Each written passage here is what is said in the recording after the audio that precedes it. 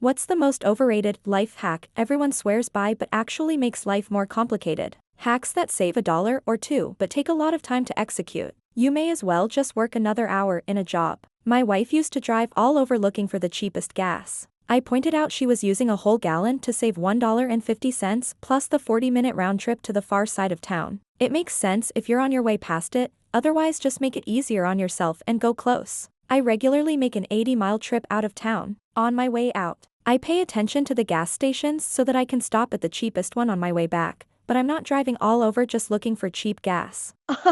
When people post about making their own clothes washing detergent, just buy these 4 products, a bucket, and mixer for a drill, etc. Grate these soap bars. Mix with these powders, cook in a pot with water, then add to the bucket with more water. Then mix with more water to 5 gallons. And end up with 5 gallons of terrible detergent that will gunk up your clothes, break your washer, and probably give you rashes since your clothes are full of that stuff. Just buy a good detergent on sale for about $8 and use 1 to 2 tablespoons per load and you'll get clean clothes and a long-lasting washer. The largest jug of detergent will get you like 200 loads when you use the correct amounts, not what they recommend on the bottle. Heck, find out if the detergent is sold in industrial quantities, possibly under another brand name, and order a tub of that once a year for 1/3 the cost of buying it in brightly colored. Add slathered handheld containers on supermarket shelves. There are a lot of places out there which sell to hospitals, restaurants, hotels, and the like. Get a drawer full of cutlery for the price of a department store knife and fork.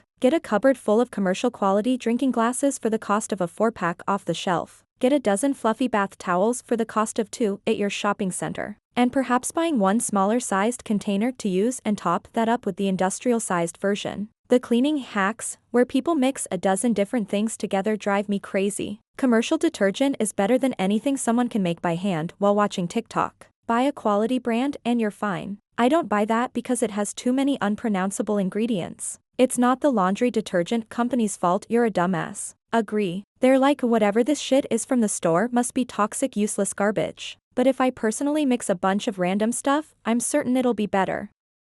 Like, that's pretty dumb and egotistical both. Reminds me of people I know who preach about never taking ibuprofen and only eating organic or what have you, but will take random untested party drugs without a second thought. Hardcore couponing, the average person is spending more driving to all the different stores than they are saving. Plus all the hours spent clipping/organizing/planning could be spent on other things. And I say this as someone who did hardcore couponing for 2 years. I'm a frugality dweeb, but I've had to learn a good deal on something you don't need is still a waste of money. Describing half the things in my Costco cart. The whole reason they put out coupons is because using coupons makes people spend more money. I wasn't even planning to buy a bowling ball, but I had a coupon for 25% off. Saved so much money. To be fair, that era has gone away. There's a reason why extreme couponing the show only lasted for maybe 2 seasons. The stores and manufacturers figured out real quickly that they were losing money. My recommendation for coupon ingredients is to know your actual budget, know how to cook, and to just use one of the websites that hunts for you. There are a lot of free websites that start all the coupons out for you. Sticking to a budget will save you more money than any coupon will. And knowing how to cook will save you from purchasing items that you don't need to waste expense on or don't know how to use. I don't have to be a master chef. Basic meals are all you need. A lot of people blame rising food costs for the reason why they go out to eat all the time. You also have to learn to be comfortable with eating the same food a few times a week. You cannot eat a breakfast burrito, pad thai for lunch, and steak for dinner with French pastry for dessert. There's a reason why restaurants stick to one specific cuisine, or they just sell you food that they can buy pre-cooked to serve to you. I recommend all of the internet for various services of how to just cook. And I specifically recommend Good Eats. Found this a real good job, not just teaching recipes, but he is by that recipe works that way so you're able to apply it to you others so you know why dough rises the way it does. Or why you need to use the creaming method over the muffin method. As well as teaching basic cooking skills like how to properly measure for weigh ingredients and knife skills. You don't have to spend any more money when you pay for food to cook. It's on unless you're starting from scratch. You don't need the fanciest. You don't need a KitchenAid stand mixer, you just need a basic set of tools. Any hack that involves mixing vinegar and baking soda to clean better. The bubbles do nothing. The carbon dioxide does nothing, and the sodium acetate you make also does nothing. Vinegar and water/dish soap absolutely claps fruit flies, though. That's one of the good vinegar hacks. Vinegar is a great cleaning product. It's just completely neutralized by baking soda,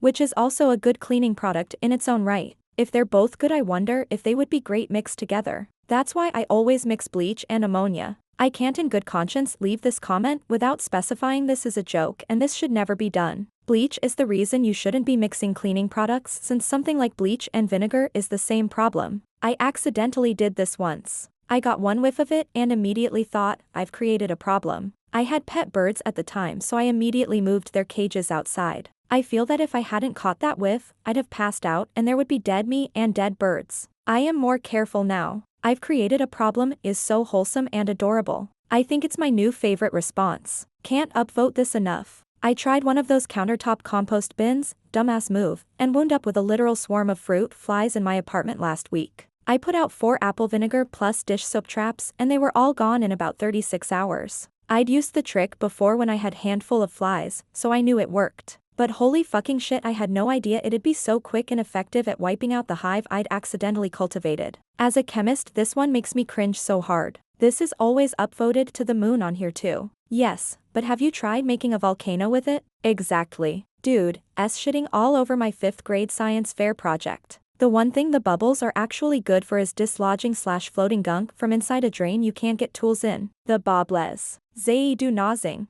It actually does seem to help with unclogging drains. The way it was explained to me is the fizzing helps loosen up the gunk a bit. Spent 2 days trying to unclog my shower a few years ago and nothing was working. I didn't think baking soda and vinegar would do anything. My mom finally convinced me to, and it worked immediately. Baking soda and vinegar plus hot water got everything moving. I remember watching someone that showed a proper way of using vinegar and baking soda to unclog a drain is to mix those two and instantly plug the drain so it creates pressure and pushes the further. I think this might have more to do with the fact that your mom recommended it. The same with when you're looking for something and she tells you to check a place you already checked. But then the thing ends up there anyway. Some kind of black magic. Ugh.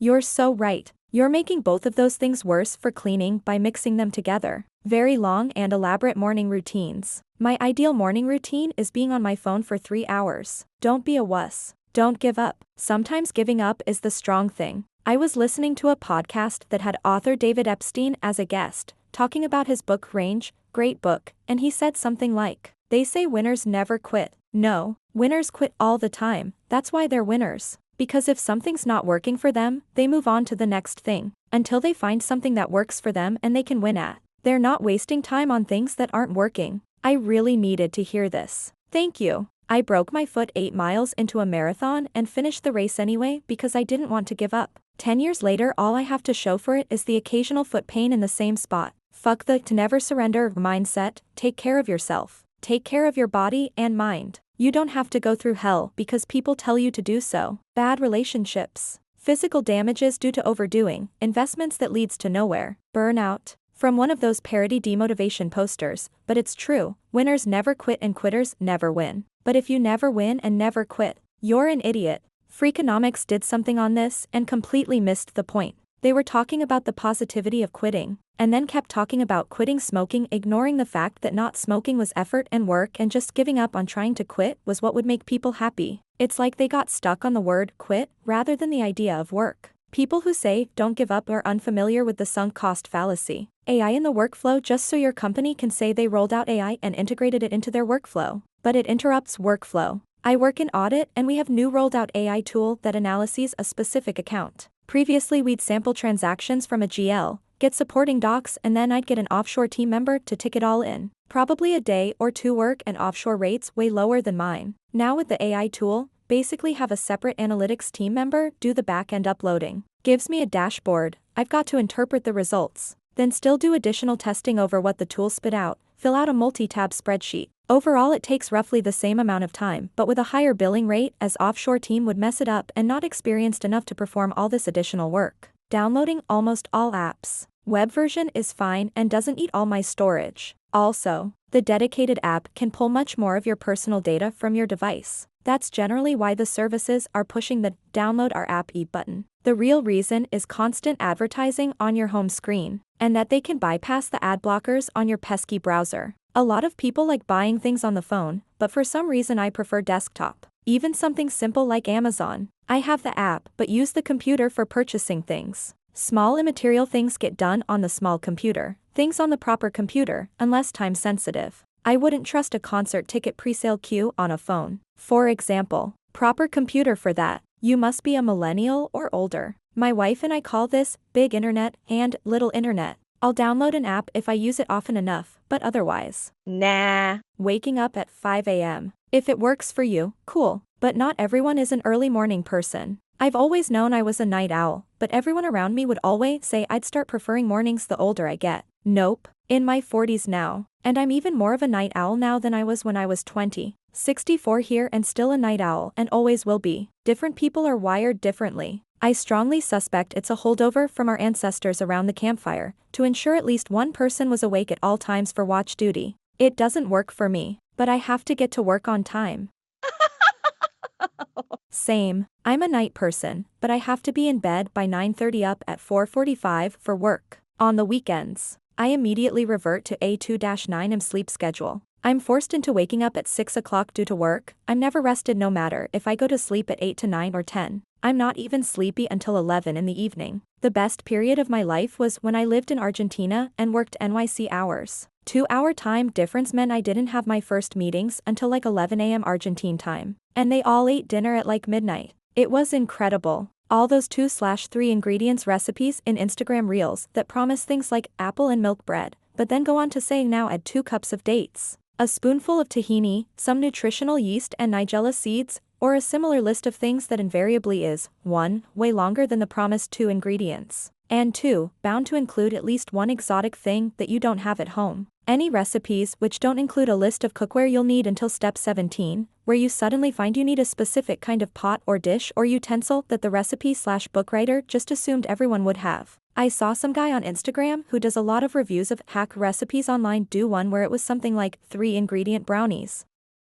I don't remember what it was or what the ingredients were exactly, but it was something along the lines of chocolate, peanut butter, bananas, salt, flour, butter, and oil, and the guy making the review was mocking all the people who were saying, that's way more than 3 ingredients, because everyone should have salt, flour, and butter at home already. And all the comments were agreeing with him about how dumb the haters were because those are super common ingredients. Like common ingredient or not, that's still more than 3 ingredients, which is what you were claiming your brownies were. And having it already inside your house doesn't mean it's not still an ingredient. That way they fold fitted sheets. It's just as easy for me to ball them up and toss them in the closet. I do a half and half thing. I fold them mostly, but I put all the sheets and pillowcases inside the other pillowcase. It's easy to squish flat and it keeps everything together. Plus it hides your shitty fold job. Indeed. Also, folding a fitted sheet is obviously witchcraft. I'm not a witch, I'm your wife. That's exactly what a witch would say. Here's a life hack. Take your sheets off in the morning,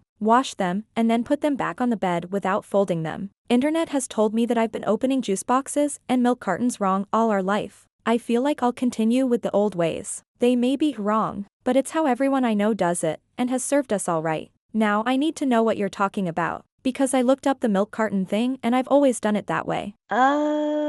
What are the different ways to open a milk carton? I'm only aware of one. Kitchen gadgets. Nearly all of problems they solve could be done just as easy with a quality sharpened knife. And a lot of those gadgets are frustrating to clean anyways. Agreed for the able-bodied. A lot of kitchen gadgets were actually designed to help disabled and/or elderly people. There just isn't always enough market to be sustainable with them, so the market to wider audiences to try and make it profitable. As Alton Brown says, avoid unitaskers. You can pry my rice cooker from my dead cold hands. Okay, well that one is pretty useful. I regularly cook pasta Oswell in my work rice cooker, works surprisingly well. Many of those single-use products are meant for disabled people. So someone who can't use a knife due to mobility or joint issues can still cut their own apple if they have an apple cutter that requires only pushing down and no knives. These gadgets are sold to able-bodied people as well because if they were manufactured and only sold to disabled people, the price would go up and the gadget would then be inaccessible for disabled people on disability checks. If this qualifies, but I keep seeing spam videos of people taking seawater and boiling it for free salt.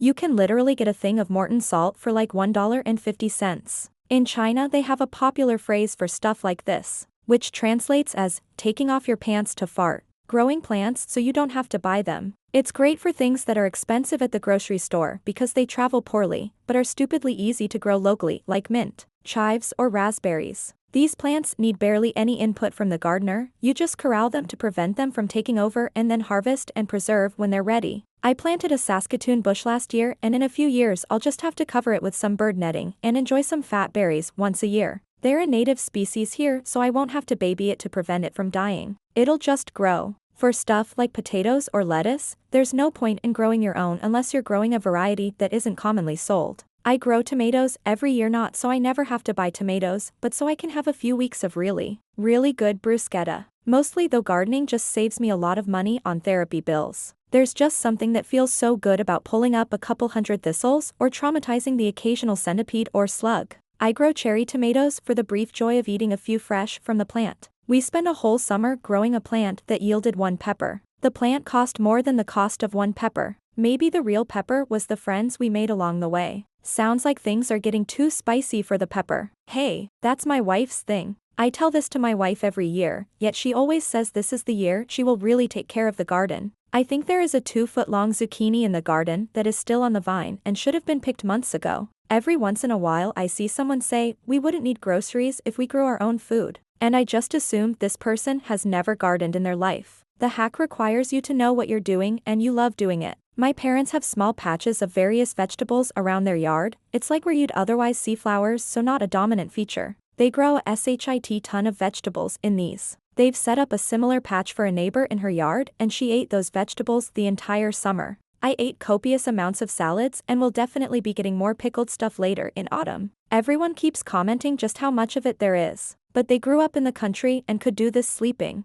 This hack definitely works. It wouldn't work for me though. I'm a Redditor. People that will drive across town or really any distance at all to save a nickel on a gallon of gas. This one drives me crazy. It's like, even if you have a 20-gallon gas tank, most are 12, it's still only $1. You're going to use that up in the travel time to and back. Please stop telling me you're saving all this money, it's absolutely nonsense. Anyone who says, if you're always the one reaching out, you don't have real friends, it's a great way to end up making everyone lonelier. Those YouTube videos of an amazing quick meal with 2 simple ingredients that take 12 more ingredients, 4 different kitchen appliances, and half an hour to produce something that looks like fried vomit. Drinking a gallon of water a day. Having to find a restroom every hour definitely complicates things. According to the internet, doctors recommend about 1 to 2 liters, so about 1/2 gallon, but also more specifically they tend to recommend whenever you're thirsty, but a lot of people find it hard to recognize thirst opposed to fatigue or hunger or similar. Unplugging all your normally always on appliances, then plugging them back in to use them, then repeat, all to save 75 cents worth of power in a year. My boomer mom is afraid to leave the house with her washing machine plugged in, not to save electricity, but she's afraid leaving anything plugged in while she's away will start a fire. Yet, she never locks her doors. Saves time. Apps to help you get organized. Check in all the time culture. It doesn't build connection. It builds burnout. If you want to connect, show up. People waking up at 5. I actually like my sleep. Quoting and following the wisdom of guru influencers. Sad Guru. Jay Shetty, Mel Robbins, Let Them. Dating coaches Evan Mark Katz and Matthew Hussey. They are not bad, just not good either. Only good at business and PR at topping YouTube algorithms. Life hacks in general. They're all about implementing protocols all day long that consume your mind, time and sanity. Almost all productivity apps. They take more time to set up and maintain than they will ever save. I tried using Notion for my master's degree, and it lasted a few weeks before I realized I was spending more time messing about with that than actually learning any of the content. Sometimes the work involved in making something is what will help you remember it, but not so much in my case. Not sure if it's a life hack, but people have suggested I journal. No thank you, I prefer to write my thoughts into the void of the internet, thank you very much. It's not a life hack, MO. It's more of a coping mechanism, really. It's recommended by therapists since it's so effective, when done right/often, in helping you understand thoughts or organize them. Using a scrub daddy. Everyone says it's a life-changing, but for under $5. A normal washing up sponge is better. Can get a pack of 8 for about $2. I'll die on the hill that a scrub daddy is worth having. Its material lasts longer than cheap sponges. And it definitely looks like it stays more hygienic for longer too. I'm not sold in the face design, using the cutouts for cutlery and such things, but as a $5 sponge I think it's great. If recommend a scrub mommy over a daddy though, it's got that abrasive material on the reverse side. Driving across town to save 10 cents at a cheaper gas station. Wiping. You're just gonna poop again later. This one is my favorite by far. Common ADHD hack I see is brush your teeth in the shower. Like, where are you putting your toothbrush so it's not getting soap on it? Just feels unsanitary. I get the idea behind it, but not the application. Edit, cause some people are misunderstanding. I'm not saying people with ADHD do this. I'm saying it's a hack suggested a lot in the ADHD subreddits to help people who forget to brush their teeth. I got one of those beer/drink holder things for Christmas that sticks in the shower. Kind of a novelty gift, but I use it for my toothbrush cause I can mount it high. Also, unless you shower twice a day, this only half solves the problem. I've done that for years, but I didn't know it was an ADHD thing. I have a wire rack in my shower where I can place my brush so that only a small portion of the handle makes contact with anything, and it's far from getting any soap on it. I could also reach out of the shower if I wanted to. I brush my teeth in the shower. Not necessarily an ADHD thing, I just prefer brushing in the shower to avoid the mess on my vanity and sink. I just rinse my toothbrush before I use it to take care of any stray suds. It's also going to waste water and not save you any time. Basically, the entire time you're brushing your teeth the shower is running and you aren't actually washing anything. I do that. I just bring my toothbrush to the shower with me and leave it on a high shelf we have in our shower where water doesn't come in contact with it because I don't use the wall shower head. After I shower, I just put my toothbrush back on top of the sink so it doesn't sit in the shelf getting all wet by the person who does use the wall shower head. Just up on the shower shelf/caddy thing where I keep other stuff. Just put it somewhere higher up and out of the way of the shower stream. I've never had an issue with soap getting on my toothbrush. And when in doubt, just rinse it for a while before you use it. I do this sometimes. I have a shelf that I put my toothbrush on afterwards. Also, I have an electric toothbrush, so that helps. I have ADHD and this life hack is not a banger. Opening a banana from the bottom saves literally no time or trouble. You open it from the bottom so it looks like they do in cartoons. That's how I always peeled. It gives you a handle, and when the bananas are a bit hard, they split at the banana top, but the stem is too tough to break off. So pinching the bottom is always a better choice for me. I just rip the whole banana in half. It saves no time, but makes the peeling process significantly easier. Also easier to split with a friend. When people call the stem a handle, holy smokes, bananas are 100% handle. See, for me, a lot of the time if I try to open it from the stem, it doesn't open how it's supposed to. It either just bends without actually breaking the peel, and then the top of the banana is mushy, or it splits away from the stem and I have to dig my fingers in to actually get an opening. Why does anybody need to make peeling a banana easier anyway? Aside from children and the physically disabled, who is having a problem opening bananas? Waking up early and doing a bunch of stupid shit. Early, before 1 p.m. Stupid shit, like going to work or whatever. Ways. If I wanted to save 3 minutes, which became 14 minutes, I would have stayed on 101. I use Waze every day while driving to from work. There are 3 routes I can take that take roughly the same time. I use the same one 90% of the time, however. Waze will sometimes notify me of an accident, so I take one of the other routes. It can and has saved me 20 minutes probably twice a month. They take this detour and go through Backstreet to save 2 minutes. Reroutes are always ignored by me. They always want youth eventually turn right. I'm in a country where we drive on the left, or go straight through a major, very busy arterial road. It will take 5 to 10 minutes to do that one crossover. It sucks at estimating how long it takes to do a task like that. I also like having the GPS speedo visible. One time, I was driving east and needed to get onto a northbound route. Northbound on ramp was a little slow. Waze said, "No problem, continue east. Take the Clover Loop onto southbound, immediately take the next Clover Loop onto westbound, then immediately take the next Clover Loop onto northbound." I immediately got stuck in the same slowdown of cars taking the on-ramp merging onto northbound. Uninstalled as soon as I reached my destination. Alerts when you're going past cops though. MFS telling you to work in tech, probably. Food prep. Like, I'm not against planning my meals in advance and eating less takeout. But don't bullshit me and say that making 5 nights of dinner all at once is more convenient. It's at best neutral convenience because of prep time, and at worst results in drier, weirder tasting food by nights 4 and 5 from just sitting in Tupperware for a week. The caveat is that only certain foods are good for meal prep. I'll gladly make a big pot of soup and eat it for a few dinners in a row. It's extra nice with homemade bread, slice, put in the freezer, and pop a slice in the toaster as you need it. For things like guacamole, absolutely not. A week's worth of meal prep can involve less work when done all at once. You generally use fewer utensils/pots. You only need to block out one chunk of time a week instead of 7, and it makes using larger appliances like slow cookers more efficient and need less cleaning. If your food is starting to taste weird after a few days, cook stuff which is easily frozen, or do 2 cook nights a week instead of 7. Freeze it if it's not something you're going to eat in the next 2 days. It works for stuff like chicken breast. If you're making 1 or 6, it's a lot easier to just hammer out 6 in one go since you're not getting it out. Prepping 1, making it, cleaning up, and putting it away individually. It's as much work to boil 4 boxes of spaghetti as it is to boil 1, but boiling 1 every night for the next 4 days is more work. The trick is to have a couple options and roll them through the week. We make food the first few days and have leftovers the second half of the week. Planning meals and going with a list to the supermarket is a hack to save money. If it's not on the list, it doesn't go in the basket. You can also plan meals that are complementary, like burgers and tacos that use a lot of similar ingredients you can buy in bulk.